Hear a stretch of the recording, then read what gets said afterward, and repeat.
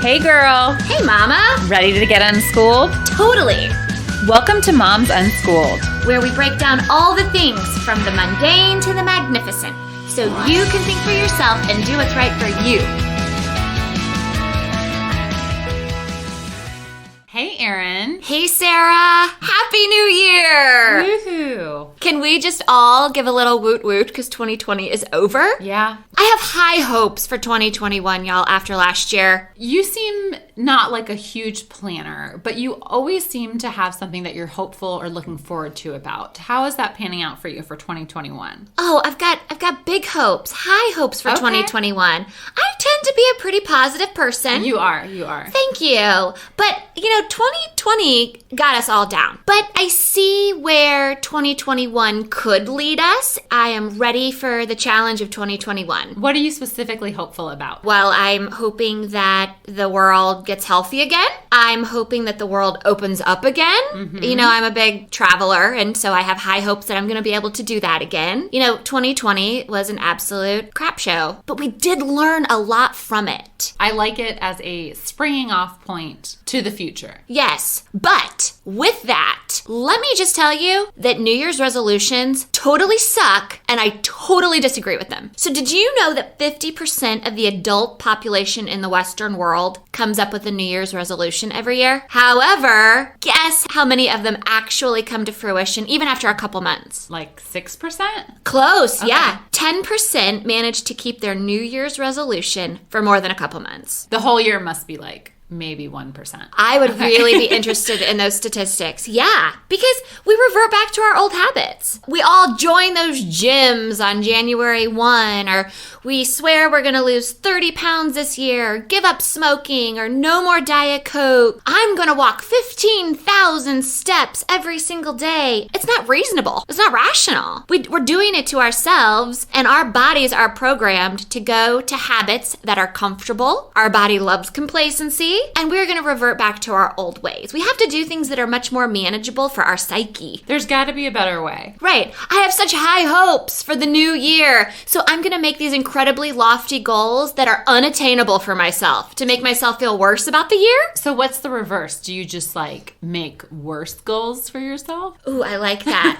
Look, I'm going to sit on the couch 1 hour longer every day. Oh, you'd probably, if you're going to break a resolution anyway, maybe then you'd get up after 30 minutes on the couch extra. So that might be a way. What are some other ways to approach the new year? There's this podcast with Tim Ferriss, and he talks about changing up our New Year's resolutions to more of an ideal, a positive outlook on the new year and your life moving forward. So he recommends you take out a sheet of paper, and it's like the pros and cons, y'all. What are all the things that you did this year that were positive on your life and negative on your life? And that could be anything from, I got to travel to Berlin this year, to thought that person was my friend, turns out they're pretty toxic, and I had a bad day every time I ran into them. You need to pull all of that out. Anything that had kind of an emotional attachment on your life, on your daily drudge, list all of that out. I love that because you're actually taking an inventory and assessment first, instead of just throwing out this random goal that, quote, sounds good, but that's not very Moms Unschooled, right? We're not going to just do what everyone else is telling us to make some faux resolution just because it's popular. So I love this idea of taking more of a self-inventory. And I'm a huge Tim Ferriss fan. For those of you who don't know, he's the author of The 4-Hour Workweek and a couple of other books. He has an awesome podcast. But so this idea of taking an inventory of your life first and you deciding what actions or behaviors or experiences you had that did or did not prove positive for you in the past year. Okay, so after you do that, what's next? Well, and then you're just looking at your columns and deciding which 20% of activities or people have brought you 80% of your positive emotions versus which 20% of activities or people have brought you 80% of your negative emotion. Let's just say cooking dinner 80% of the time, if you don't like to cook, has not been enjoyable for you. So true. And you do a lot more cooking in the year 2020 because everything is closed. Yes. I love this idea of figuring out ways to bring more joy into feeding your family. Yeah, because we're going to have to do that anyway. Yeah. But, maybe we just change it up and we find out crock pot meals that we can throw in the pot while we're cooking breakfast for everybody that morning and dinner is done. Or, you have Blue Apron delivered to your house and that's changing it up because they're in perfectly little serving size containers and it's dumping in a pot and cooking these brilliant meals. Something to change it up that you could get a little bit excited about, again, that daily dread. So I'm on board. So I'm identifying the 20% of things that cause me 80% of my hassle. Yes. Well, I'm going to flip that and give you examples of 80% of my positive emotions. Yes. So when I thought about this, immediately, I think travel. Duh, y'all. You know that about me. Travel. We've done a lot of hiking as a family this year. Makes me happy. And running. That always is my mental therapy. It clears my brain and I'm a better mama, wife, person after I have ran every morning. So obviously that's going to feed into my positive emotions and actually start the day off right. So for my positive emotions, it sounds like I need to get outside more, right? And I do that a lot anyway, but let's build on that. So if I am able to travel in the year 2021, wherever that might be, let's start planning that. I would like to see you on an eco challenge. That just seems like something really positive people who want to be outside would do. I don't know. I am not a camper by any means. Really? See? I get sweaty palms. I don't camp. I'm not a camper either. I thought I was going to be really good at it, and I have tried it a couple times in the past couple years. And my husband's like, why are we fighting this? We are Airbnb hotel people. So you want to be outside, just not sleeping outside. Overnight, okay. I don't need that. Okay, so we'll work that into your goals. Okay. Right. But travel, that has nothing to do with camping, that I'm all about. Okay. So you all know we're in Germany. If, say, Belgium opens up, why wouldn't I start immediately trying to plan a trip to Belgium, in an area I've never been to create those positive juices flowing already? You would be looking into outdoor activities there. Potentially. It sounds like, things are going to open up slowly and outdoor activities are the route to go. Hence, my second bullet point, hiking. My family has done a lot of hiking this year. We have a couple apps that we're very interested in and it helps us map it out with the reviews and so on, photos. Why not create some hiking trips? Boom. 2 of my positive emotion bullet points are working hand in hand there. Love it. After that, let's follow with action. We're talking about it. It gets me excited. I know you can hear the excitement in my voice just talking about travel, hikes, and running. Move forward with it. As you said that, and actually Tim Ferriss has said that of himself as well, there is a psychological principle that the act of looking forward to something can oftentimes be more positive of an experience than that thing actually happening. So I like that you're setting yourself up for this excitement of even thinking about, hey, well, I have my plan and I'm going to spend my time thinking about it and being positive about it and looking forward to it, which is really helpful. And it's so interesting you said that because in this article that I have of Tim Ferriss's, all of this forward thinking, following with action, the positivity of anticipation is almost as important as the actual action itself. So I think it's brilliant. And why am I going to pigeonhole myself into I'm going to lose 30 pounds kind of resolution where it doesn't even give me a jumping off point to start that? I'm going to focus on the things that are already bringing me joy and better my life from there on. I already have built this hugely awesome foundation of positivity to grow myself, move my family forward. And the coolest part about it is that it's something you identified that was working for you in your life. You didn't go read a blog that said, hey, to be positive, go hike with your family. Because if that's not you and your family, that would suck. That's miserable. When am I going to start feeling good about this? The blog said I would. Yes.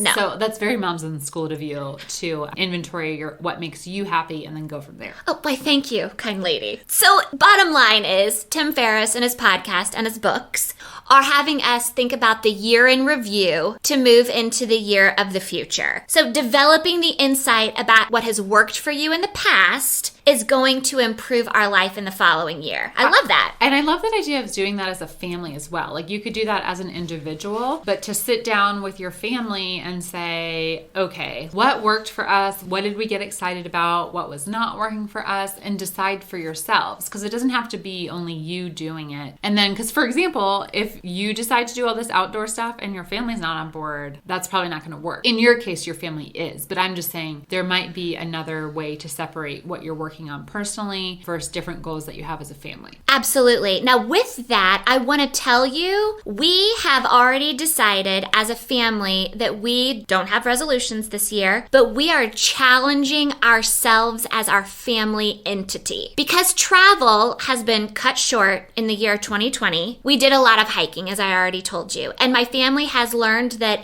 we love it. We love changing up the scenery, and we've seen a lot of our local area within a day trip away that we would never have seen had travel stayed open. We live in Stuttgart, Germany, and we've done hiking about every week for the past 2 or 3 months. And I see that number 2, my family is good at it. We have young kids. Vera just turned 9, 7 and 5-year-old boys, and it is nothing for us to go on a 6 or 7 mile hike. And we throw rocks in creeks and we swing sticks around like we're Jedis, and they love it. And we're getting outside. You can already tell it's our happy place, my happy place. And so what we've done is we've challenged ourselves as a family in the year 2021 to run or hike 2,021 miles this year. January 1, we started this. Wow. Cool. So that's either Chris goes for a 4-mile run, it counts. Oh, okay. So not all at the same time. No, because I did the math. That would be, if I did 2,021 miles this year, I'd have to go about 5.5 miles every day. I know there are people out there that can do that. That doesn't work well for my body. I would be broken. But the fact that I'm getting my family on board for this challenge, the kids are excited.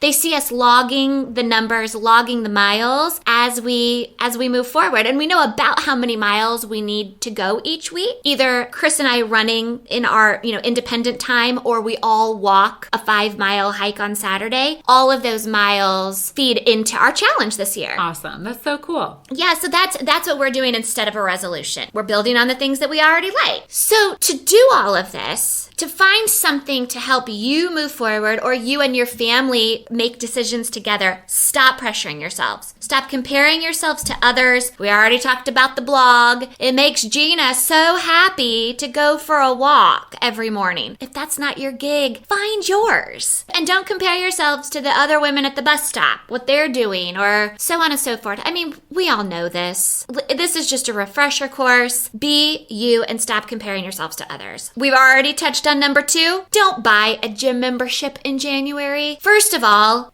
are you a gym person? Right. Second of all, in January, you're not even going to find a parking spot at the gym. So get outside. And yes, it's a little cold in some areas where we all might live. Bundle up. Get some fresh air. If this is going the direction you want it to go, get your gym membership by Valentine's Day. Don't buy the gym membership just because you think you want to lose 30 pounds this year. There are other ways to do this that work for you. Yeah, you might find as you are inventorying how your previous year went, maybe you did have a gym membership and you went and you felt like isolated and awkward there because you weren't comfortable with the machines or the classes weren't really for you. So take stock of, sure, if your goal is physical fitness in some manner, what are some other ways to fulfill that? Maybe you hire a personal trainer and you never step foot in a gym. Thinking for yourself in these regards, I think, is the message. Well, another example of that is one of our homeschooling mama friends has a zillion kids at home, and she's also trying to homeschool. For an hour while the baby's napping in the afternoon, the older kids are quietly doing their own thing, and mama puts in a video. Make it work for your family. If you don't like running with a double jogger, go to the track and put the kids in the sandbox while you run around the track and have eyes on them all day. Get creative with what works for you. Yeah, a double jogger is one of those things that I envision would fall beautifully off a cliff. So if you decide that this is the year to eliminate things from your life that are not working, you could probably plan your hiking trails off. Is this a good trail to throw your double jogger stroller off of? I would love to see that post. Okay.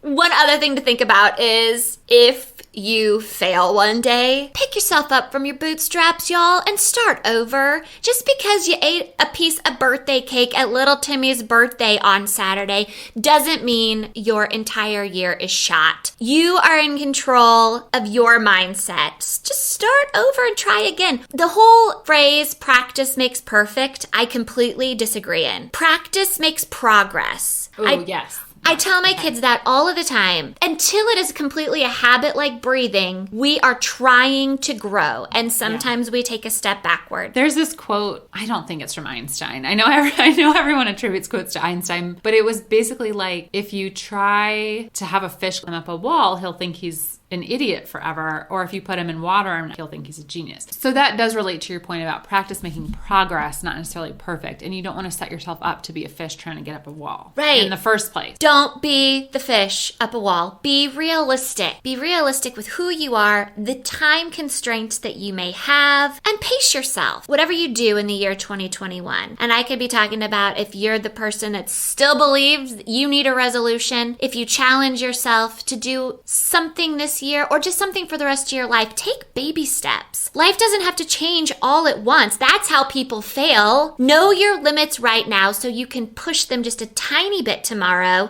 and that sets us up for success. Love it. You don't have to throw the whole stroller off the cliff tomorrow. You can start with throwing something else. Amen. Thanks for listening to Moms Unschooled. Subscribe on YouTube, follow us on Facebook, or email us at momsunschooled@gmail.com. Juicy!